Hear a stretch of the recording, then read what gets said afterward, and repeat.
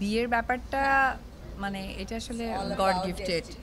অনেক দিন পর সিনেমা রিলিজ হলো, এটা ঈদের পর। সো এটা আমাদের চলচ্চিত্রের জন্য অনেক বড় একটা সৌভাগ্যের সুসংবাদ। বিয়ের ব্যাপারটা মানে এটা আসলে god gifted, definitely destiny.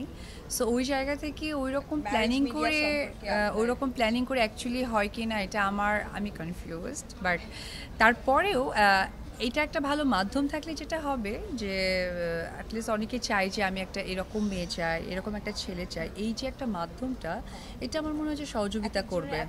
Exactly. হ্যাঁ হ্যাঁ হ্যাঁ, চাওয়া পাওয়ার ব্যাপারটা থাকে। তখন হয় কি যে বাংলায় যেমন বলা হয় যে একটা ঘটক যেটা করতো, হয়তো বা সেটা ওনারা ট্রান্সফার করে একটা করেছে। এক্স্যাক্টলি। আপনারা সকলেই জানেন আমার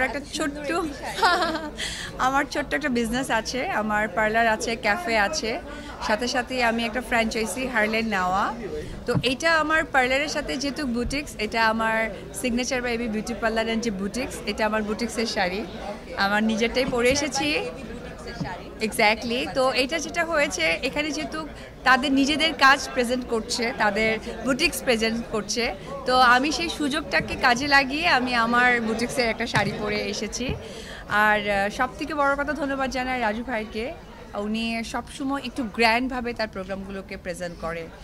আর আপনারা যারা সাংবাদিক ভাইরা আছেন সবসময় আমাদের কভারেজ করেন, আমাদের ভালো লাগাগুলোকে আমাদের দর্শকদের কাছে তুলে ধরেন। আমি কৃতজ্ঞতা জানাই আপনাদের সকলকে। ধন্যবাদ।